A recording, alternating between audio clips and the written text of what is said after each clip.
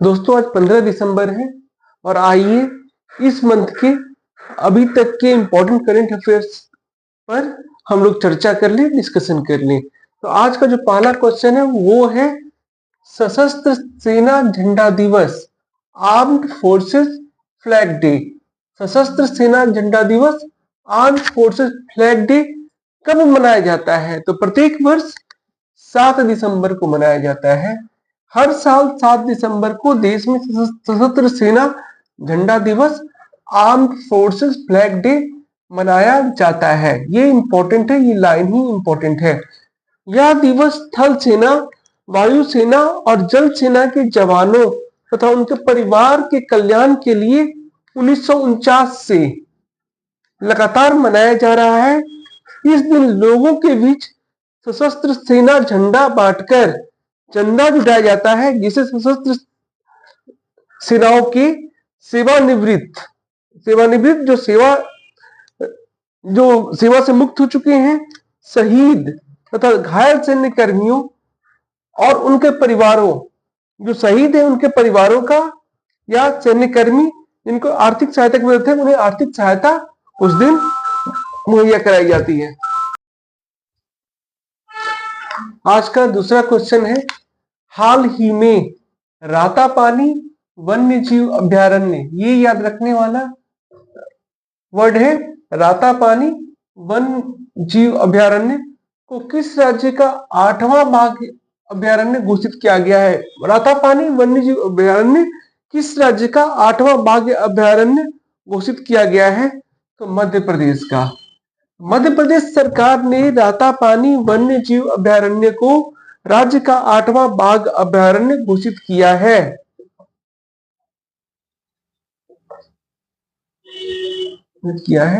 राष्ट्रीय बाघ संरक्षण प्राधिकरण के माध्यम से पर्यावरण, वन एवं जलवायु परिवर्तन मंत्रालय से सैद्धांतिक मंजूरी मिलने के बाद राज्य सरकार ने यह घोषणा की। तो एक क्वेश्चन ये भी बनता है कि किसकी मंजूरी के बाद में राज्य सरकार किसी वन्य जीव अभयारण्य को बाघ अभयारण्य घोषित कर सकता है? तो पर्यावरण, वन एवं जलवायु परिवर्तन मंत्रालय, भारत सरकार के द्वारा मंजूरी मिलने के बाद।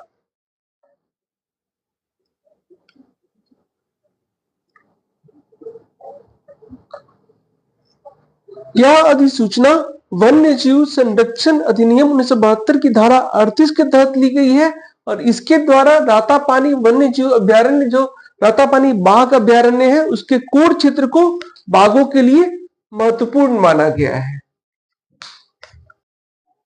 आज का थर्ड क्वेश्चन है, हाल ही में किस भारतीय को असाधारण बहादुरी के लिए 2024 का असाधारण बहादुरी के लिए 2024 का अंतरराष्ट्रीय समुद्री संगठन IMO पुरस्कार दिया गया? किस भारतीय को असाधारण बहादुरी के लिए 2024 का अंतरराष्ट्रीय समुद्री संगठन IMO पुरस्कार दिया गया?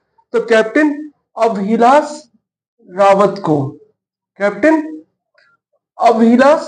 को असाधारण बहादुरी के लिए 2024 का अंतरराष्ट्रीय समुद्री संगठन IMO पुरस्कार दिया गया। भारतीय कैप्टन अभिलाष रावत को इस वर्ष के प्रारंभ में लाल सागर बचाव मिशन में दिखाए गए असाधारण साहस के लिए असाधारण बहादुरी के लिए अंतरराष्ट्रीय समुद्री संगठन पुरस्कार मिला है। सोमवार 2 दिसंबर को लंदन में IMO मुख्यालय। एक क्वेश्चन ये भी बन जाता है कि अंतरराष्ट्रीय समुद्री संगठन IMO का मुख्यालय कहाँ है? तो लंदन में है। लंदन में IMO मुख्यालय में आयोजित पुरस्कार समारोह में कैप्टन रावत ने अपने तेल टैंकर, उनका जो तेल टैंकर था उसका नाम था मार्लिन लुआंडा, तो अपने तेल टैंकर मार्लिन लुआंडा के अपने चालक दल की ओर से पुरस्कार ग्रहण किया। लाल सागर में मार्लिन लुआंडा जो था दुर्घटनाग्रस्त हो गया था, उस पर हैती विद्रोहियों ने हमला किया था। तो कैप्टन अभिलाष रावत को अंतरराष्ट्रीय समुद्री संगठन का असाधारण बहादुरी 2024 का पुरस्कार मिला है। अब इस घटना के बारे में जान लेते हैं। जनवरी 2024 में एंटी शिप बैलिस्टिक मिसाइल द्वारा जो हैती विद्रोहियों द्वारा कथित तौर पर दागा गया था, उनके जहाज पर हमला किए जाने के बाद लगी आग से निपटने के लिए अग्निशमन तथा क्षति नियंत्रण प्रयासों का समन्वय करते समय कप्तान अभिलाष रावत तथा चालक दल द्वारा दिखाए गए दृढ़ संकल्प और साहस के लिए उनकी सराहना की गई है आईएमओ अंतर्राष्ट्रीय समुद्री संगठन के द्वारा। और इस घटना में कैप्टन अभिलाष रावत और उनकी टीम अकेले नहीं थी, उनकी सहायता भी भारतीय नौसेना के एक शिप ने की थी। इस बारे में जान लेते हैं। साथ ही भारतीय नौसेना के जहाज आईएनएस विशाखापत्तनम भारतीय नौसेना के जहाज आईएनएस विशाखापत्तनम के कप्तान ब्रिजेश नाम्बियार और चालक दल को संकट के समय मार्लिन लुआंडा की सहायता के लिए प्रशंसा पत्र दिया गया। मतलब ब्रिजेश नाम्बियार और उनके चालक दल जो आईएनएस विशाखापत्तनम पर सवार थे, उन्होंने भी कैप्टन अभिलाष रावत के जहाज की सहायता की थी, मार्लिन लुआंडा की सहायता की थी। आज का अगला क्वेश्चन भी समुद्री सुरक्षा से ही है। अगला पॉइंट जो है वो समुद्री सुरक्षा से ही है। तो आइए अगले पॉइंट पर चर्चा कर लें। पाकिस्तानी समुद्री सुरक्षा एजेंसी समुद्री सुरक्षा एजेंसी एमएसए के साथ घनिष्ठ सहयोग से भारतीय तटरक्षक दल आईसीजी इंडियन कोस्ट गार्ड ने बुधवार 4 दिसंबर 2024 के तड़के उत्तरी अरब सागर में डूबे भारतीय जहाज एमएसवी अल पिरानपीर के 12 चालक दलों के सदस्यों को बचा लिया। तो यहाँ एग्जाम में क्वेश्चन पूछ सकता है कि किस डूबे भारतीय जहाज के चालक दल के सदस्यों को भारतीय कोस्ट गार्ड ने पाकिस्तानी समुद्री सुरक्षा एजेंसी एमएसए की सहायता से बचाया। तो भारतीय जहाज एमएसवी अल पिरानपीर के चालक दल के सदस्यों को इंडियन कोस्ट गार्ड ने भारतीय तटरक्षक दल ने पाकिस्तानी समुद्री सुरक्षा एजेंसी एमएसए के साथ सहयोग से या एमएसए के सहयोग से बचाया, जो उत्तरी अरब सागर में डूबा था। आज का नेक्स्ट क्वेश्चन है विश्व मानवाधिकार दिवस 2024 का थीम क्या है, विषय क्या है? वर्ल्ड ह्यूमन राइट डे 2024 का थीम क्या है? तो इसका थीम है our rights our future right now, हमारे अधिकार हमारा भविष्य अभी। विश्व मानवाधिकार दिवस 2024 का theme our rights our future right now, हमारे अधिकार हमारा भविष्य अभी। तो प्रत्येक वर्ष 10 दिसंबर को विश्व मानवाधिकार दिवस मनाया जाता है। एक क्वेश्चन ये भी होता है कि विश्व मानवाधिकार दिवस कब मनाया जाता है? 10 सितंबर को। हालांकि ये प्रश्न पुराना हो चुका है और बहुत लोग जानते हैं, कॉमन हो चुका है ये क्वेश्चन कि विश्व मानवाधिकार दिवस 10 दिसंबर को मनाया जाता है। तो थीम इंपॉर्टेंट हो जाता है। और ये दिन क्यों मनाया जाता है? क्योंकि इसी दिन 1948 में संयुक्त राष्ट्र महासभा द्वारा मानवाधिकार की सार्वभौमिक घोषणा की गई। तो 10 दिसंबर को विश्व मानवाधिकार दिवस 2024 मनाया गया, जिसका थीम था our right our future right now, हमारे अधिकार हमारा भविष्य अभी। आज का नेक्स्ट क्वेश्चन है अमेजन द्वारा कृत्रिम बुद्धिमत्ता आर्टिफिशियल इंटेलिजेंस आधारित मॉडलों का कौन सा नया सेट प्रस्तुत किया गया है? या अमेजन द्वारा कृत्रिम बुद्धिमत्ता एआई आधारित मॉडलों का जो सेट प्रस्तुत किया गया है उसका क्या नाम है? तो नोवा, NOVA नोवा नाम है अमेजन द्वारा कृत्रिम बुद्धिमत्ता आधारित मॉडलों के नए सेट का नाम। अमेजन ने नोवा नामक कृत्रिम बुद्धिमत्ता आधारभूत मॉडलों का एक नया सेट प्रस्तुत किया है, जो उद्योग में अग्रणी मूल्य प्रदर्शन के साथ साथ कार्यों की एक विस्तृत श्रृंखला में आधुनिक बुद्धिमत्ता प्रदान करेगा। इसके बारे में और बातें जान लेते हैं। ये कब ये लॉन्च होगा, ये क्या है?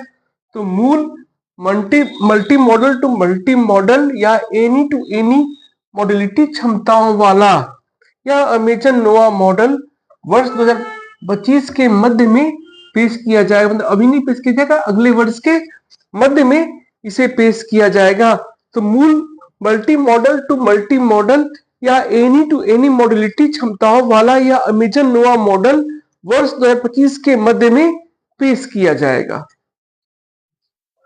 अब इस अमेजन नोवा का यूज क्या है, ग्राहक इसे किस तरह से इस्तेमाल कर सकते हैं, लाभ प्राप्त कर सकते हैं। तो इसके द्वारा मतलब अमेजन नोवा के द्वारा टेक्स्ट, इमेज और वीडियो को प्रॉम्प्ट रूप में प्रोसेस करने की क्षमता के साथ ग्राहक वीडियो, चार्ट और दस्तावेजों को समझने या वीडियो व अन्य मल्टीमीडिया सामग्री बनाने के लिए अमेजन नोवा संचालित generative AI artificial intelligence application का उपयोग कर सकते हैं। इस पॉइंट में हम लोग चर्चा करेंगे भारत को मिले good practice award. Good practice award जो भारत को मिला है एशिया प्रशांत और प्रशांत क्षेत्र के लिए अंतर्राष्ट्रीय सामाजिक सुरक्षा संघ के द्वारा भारत को गुड प्रैक्टिस अवार्ड दिया गया है, इस पर हम लोग चर्चा करेंगे।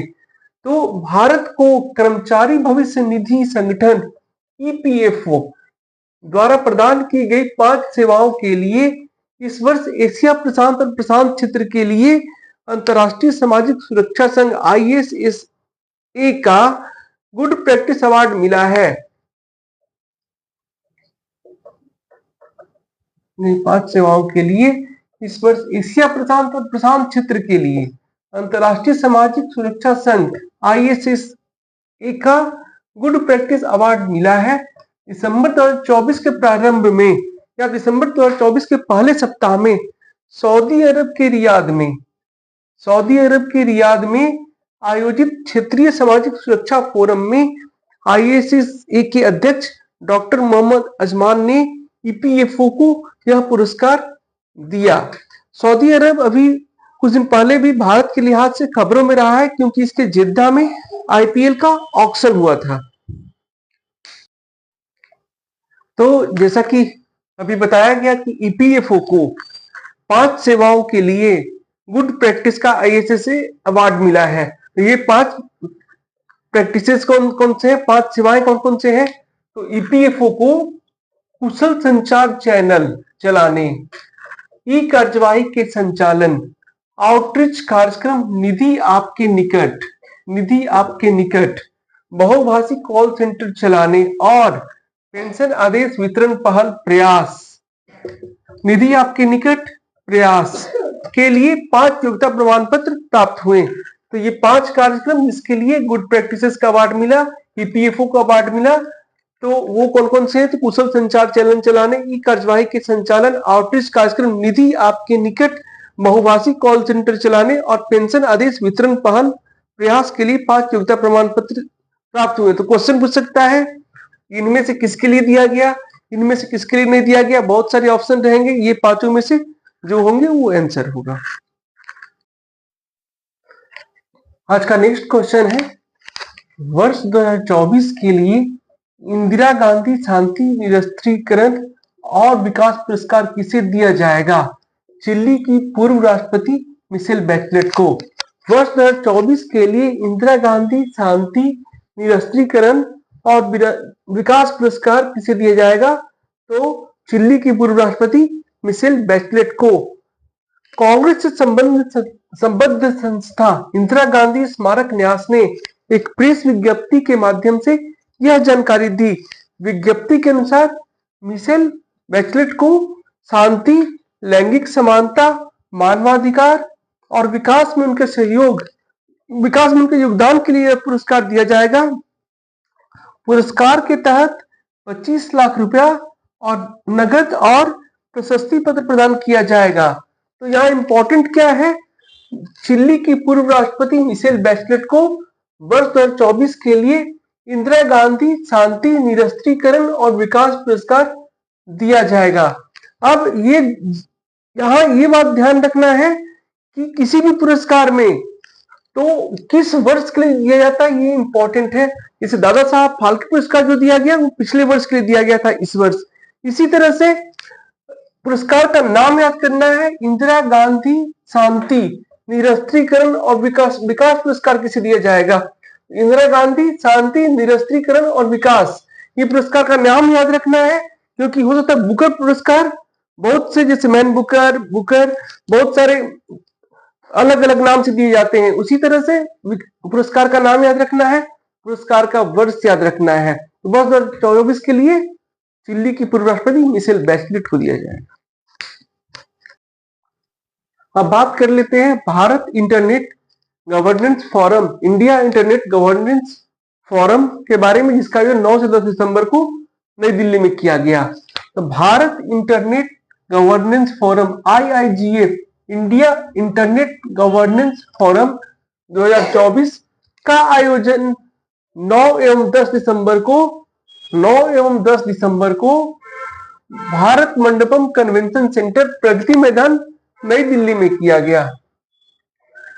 इलेक्ट्रॉनिक्स एवं सूचना प्रौद्योगिकी मंत्रालय MEITY और national internet exchange of India NIXI द्वारा समर्थित भारत के बहुहितधारक समुदाय द्वारा की गई इस पहल का उद्देश्य इंटरनेट गवर्नेंस के महत्वपूर्ण पहलुओं का पता लगाना, सार्थक संवाद को बढ़ावा देना और वैश्विक डिजिटल परिदृश्य में भारत के नेतृत्व को उजागर करना है। तो यहाँ दो बातें पता चलती है, कौन समर्थित कर रहा था, किसके समर्थन से ये हुआ है। तो इलेक्ट्रॉनिक्स एवं सूचना प्रौद्योगिकी मंत्रालय MEITY और national internet exchange of India NIXI द्वारा समर्थित है ये IIGF। ये इंपॉर्टेंट है, डेट इंपॉर्टेंट है। और इस पहल का उद्देश्य क्या है? उद्देश्य इंटरनेट गवर्नेंस के महत्वपूर्ण पहलुओं को पता लगाना, सार्थक संवाद को बढ़ावा देना और वैश्विक डिजिटल परिदृश्य में भारत के नेतृत्व को उजागर करना। तो कब हुआ, कहाँ हुआ, किसके समर्थन से हुआ, इसका उद्देश्य क्या है, इस बारे में हम लोगों ने बात किया। तो 2021, 2022 और 2023 में IIGF के सफल हाइब्रिड संस्करणों के बाद चौथा संस्करण, मतलब ये एक क्वेश्चन इससे ये भी बन जाता है कि IIGF का कौन सा संस्करण था। तो चौथा संस्करण था ये, तो 2024 में आयोजित किया गया। पहला संस्करण कब आयोजित किया गया? 2021 में। तो 2021, 2022 और 2023 में IIGF के सफल हाइब्रिड संस्करणों के बाद चौथा संस्करण भारत के लिए इनोवेटिव गवर्नेंस, इंपॉर्टेंट है, भारत के लिए इनोवेटिव गवर्नेंस थीम के साथ आयोजित किया गया। तो इसका थीम क्या था? IIGF का चौथे संस्करण जो 9 से 10 दिसंबर के बीच में दिल्ली में आयोजित किया गया, भारत के लिए इनोवेटिव गवर्नेंस। तो IIGF का ये कौन सा संस्करण था? चौथा संस्करण। कब आयोजित किया गया? 9-10 दिसंबर दिल्ली में। इसका किसके समर्थन से आयोजित किया गया? तो वो MEITY प्लस NIXI के सहयोग से आयोजित किया गया। इसका उद्देश्य हम लोगों ने जान लिया और थीम जान लिया। इतनी बातें हम लोगों ने IIGF India internet governance forum के बारे में जाना इस पॉइंट में। अब बात कर लेते हैं विश्व मलेरिया रिपोर्ट के बारे में, जिसका प्रकाशन किया है विश्व स्वास्थ्य संगठन WHO ने। तो भारत ने मलेरिया की घटनाओं और मृत्यु दर में उल्लेखनीय कमी की है। भारत आधिकारिक तौर पर 2024 तक उच्च प्रभाव वाले स्थानिक देशों के समूह से बाहर निकल गया है। भारत आधिकारिक तौर पर 2024 तक उच्च प्रभाव वाले स्थानिक देशों के समूह से बाहर निकल गया है। यह खुलासा बुधवार 11 दिसंबर को जारी विश्व स्वास्थ्य संगठन की विश्व मलेरिया रिपोर्ट में हुआ है। तो एक क्वेश्चन ये भी बन जाता है कि विश्व मलेरिया रिपोर्ट किसके द्वारा जारी किया जाता है? विश्व स्वास्थ्य संगठन के द्वारा, वर्ल्ड हेल्थ ऑर्गेनाइजेशन के द्वारा। रिपोर्ट के अनुसार 2023 में दक्षिण पूर्व एशियाई देशों या दक्षिण पूर्व एशियाई क्षेत्र में मलेरिया के अनुमानित सभी मामलों में आधे से अधिक भारत में दर्ज किए गए। मतलब इससे एक बात ये भी होता है कि मैक्सिमम मामले जो है वो भारत में दर्ज किए गए। उसके बाद इंडोनेशिया का स्थान आता है। मतलब दक्षिण पूर्व एशियाई देशों में सबसे ज्यादा मामले भारत में दर्ज किए गए, आधे से अधिक मामले भारत में दर्ज किए गए और उसके बाद इंडोनेशिया में दर्ज किए गए। अब इस बारे में आगे बात कर लेते हैं। जो रिपोर्ट में भारत के बारे में कहा गया है और इम्पोर्टेंट है। रिपोर्ट में कहा गया है कि भारत में मलेरिया के मामले 2017 में 6.4 मिलियन 64 लाख से 2023 में 69% घटकर 2 मिलियन 20 लाख हो गए। 2017 में भारत में 64 लाख मलेरिया के मामले दर्ज किए गए, जिसमें 2023 में 69% की कमी हो गई, 2023 तक 69% कमी हो गई और ये 20 लाख रह गए।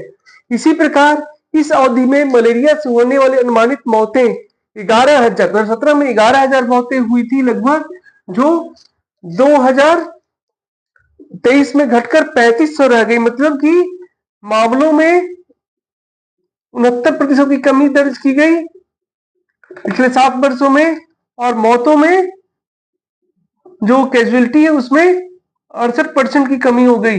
हालांकि इसे शून्य किया जाना अभी शेष है। तो ये दोनों पॉइंट इंपॉर्टेंट है कि 2017 में कितने मामले दर्ज किए, 64 लाख, 2023 में 20 लाख। 2017 में कितनी मौतें हुई थी, अनुमानित 11,000, 2023 में 3500। कितना प्रतिशत घटा, तो मामलों में 69% और कैजुअलिटी में 68%।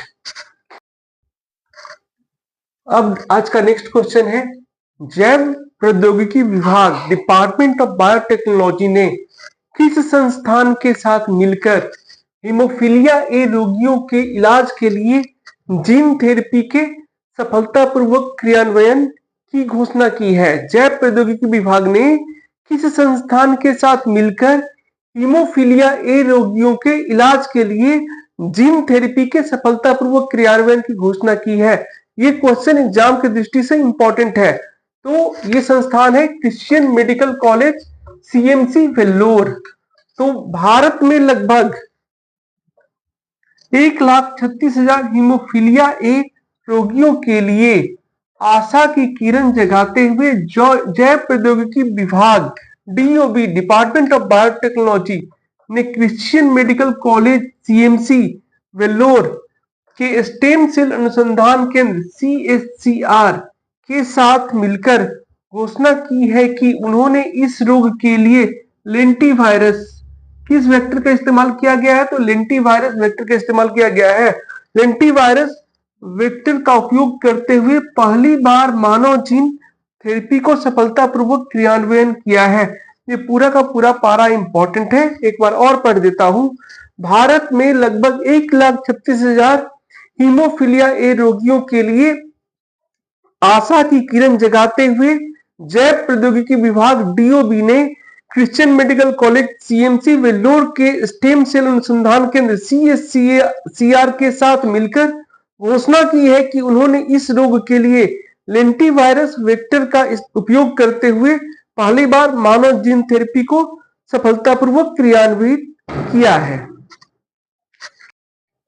अब हीमोफीलिया के बारे में हम लोग बात कर ले, तो हीमोफीलिया एक गंभीर रक्तस्राव विकार है जो रक्त का थक्का बनाने वाले फैक्टर 8 की कमी के कारण होता है। हीमोफीलिया क्या होता है, फैक्टर 8 की कमी के कारण होता है, एक रक्तस्राव विकार है और ये हेरिडिटरी डिजीज है जो जन्म से ही होता है। इसमें फैक्टर 8 की कमी होती है रक्त का थक्का बनाने में, या जब हम लोग को चोट लग जाता है, ब्लीडिंग होता है, तो कुछ समय के बाद ब्लीडिंग रुक जाता है क्योंकि ब्लड क्लॉट हो जाता है, उसमें बहुत सारे फैक्टर काम करते हैं। तो हीमोफीलिया का जो रोगी है,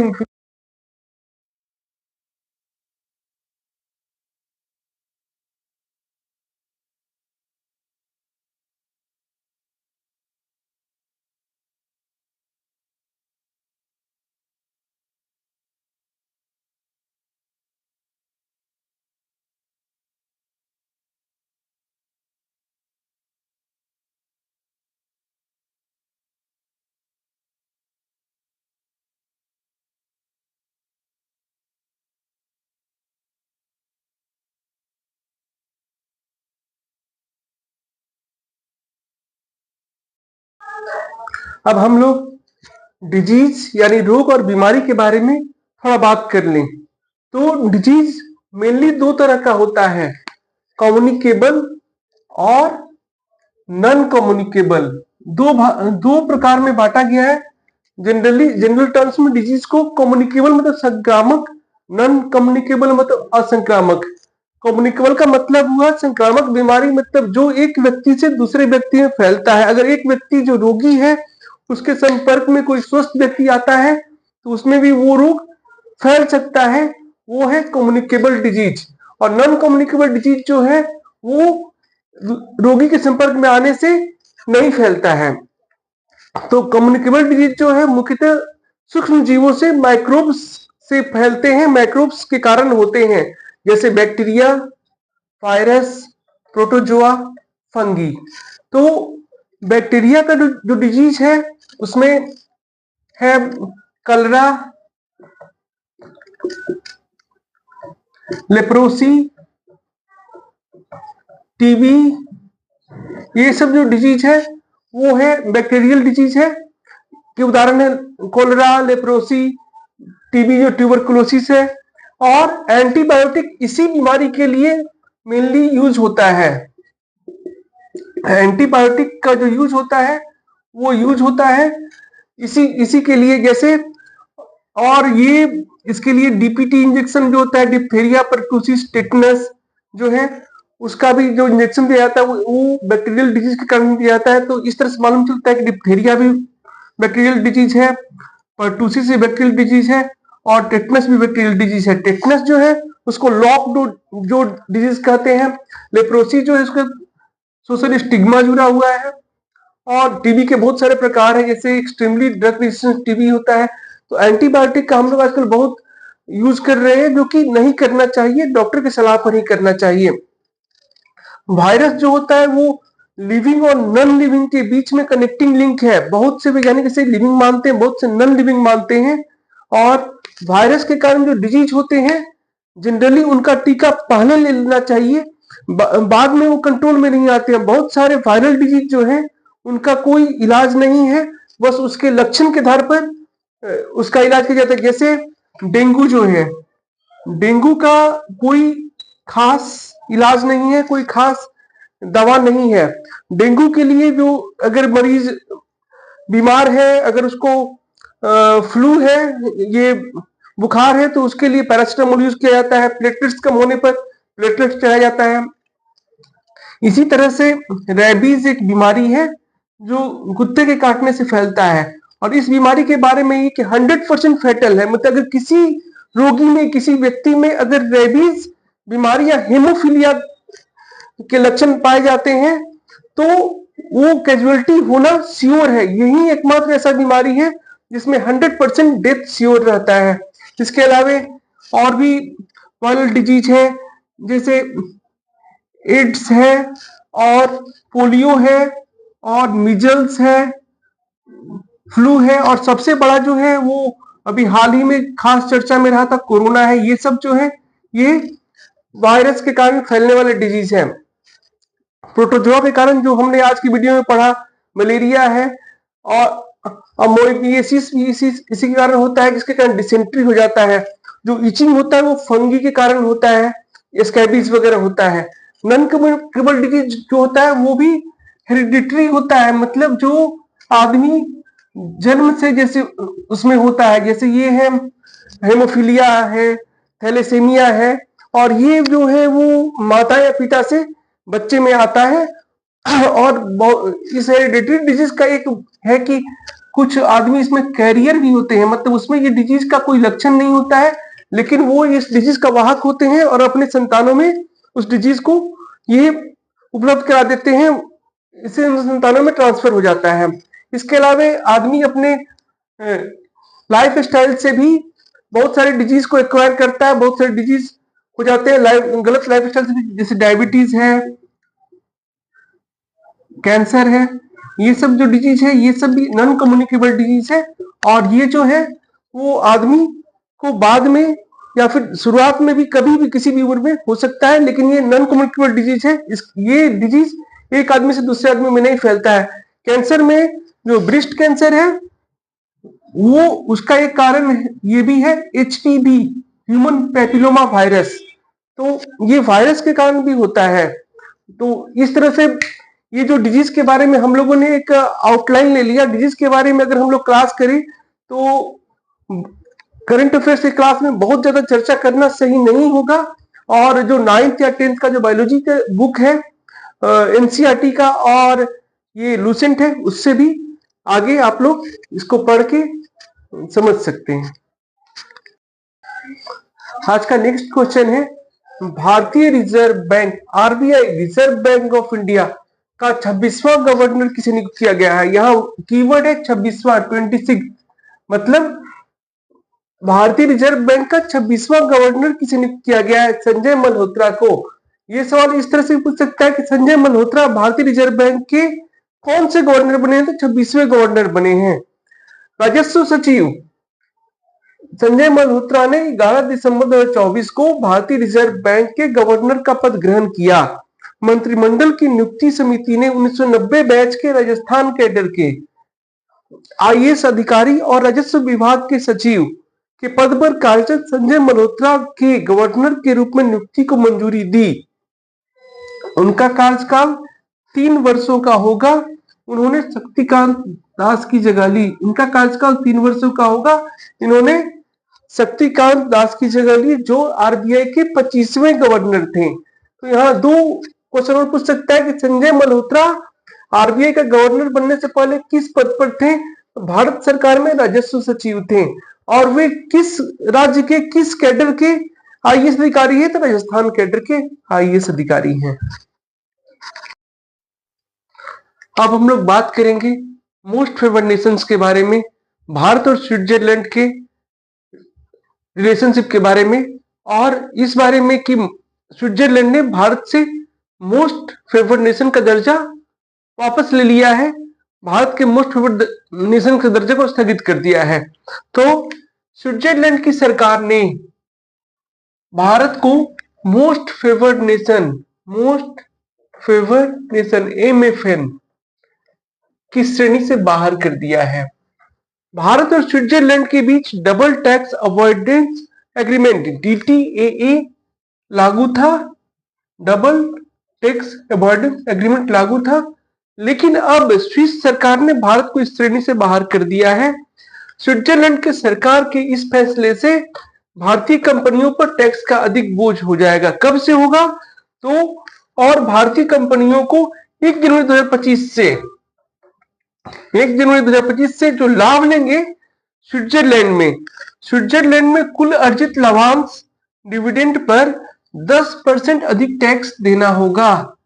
तो स्विट्जरलैंड ने भारत को मोस्ट फेवर्ड नेशंस की श्रेणी से बाहर कर दिया है, और इस कारण से भारत की जो कंपनियां जो स्विट्जरलैंड में कार्यरत है या स्विट्जरलैंड में फंक्शनल है, उन्हें जो लाभ प्राप्त होगा 1 जनवरी 2025 से, उस पर 10% ज्यादा टैक्स देना होगा।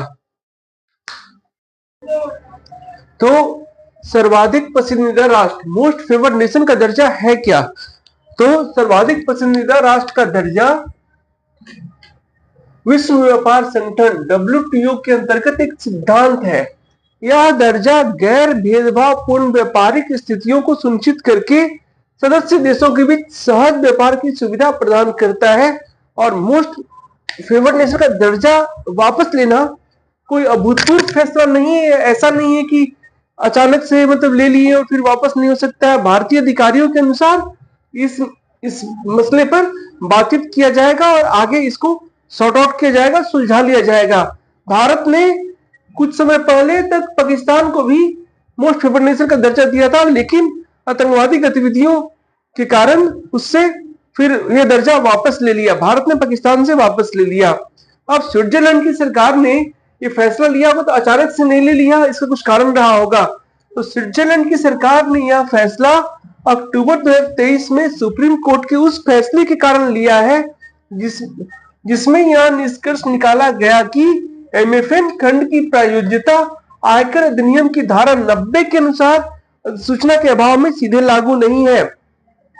स्विट्जरलैंड की सरकार ने यह फैसला अक्टूबर 2023 में माननीय उच्चतम न्यायालय के उस फैसले के कारण लिया है जिसमें यह निष्कर्ष निकाला गया कि एमएफएन मोस्ट फेवर्ड नेशन खंड की प्रायोजिता आयकर अधिनियम की धारा 90 के अनुसार अधिसूचना के अभाव में सीधे लागू नहीं है। और इस फैसले में निचली अदालत के फैसले को पलटा गया था और इसमें इस कारण से जो स्विट्जरलैंड की कंपनी है नेस्ले, वो लाभान्वित नहीं हो पाया डीटीए से और उसे अधिक कर्ज देना, ये लाभांश और अधिक टैक्स देना पड़ा नेस्ले को। नेस्ले स्विट्जरलैंड की कंपनी है जो खाद्य और पेय पदार्थ बनाती है और इसे अधिक टैक्स देना पड़ा, इस कारण से देना पड़ रहा है। इस कारण से स्विट्जरलैंड ने भी यह फैसला लिया और भारत को मोस्ट फेवर्ड नेशन का दर्जा स्थगित कर दिया।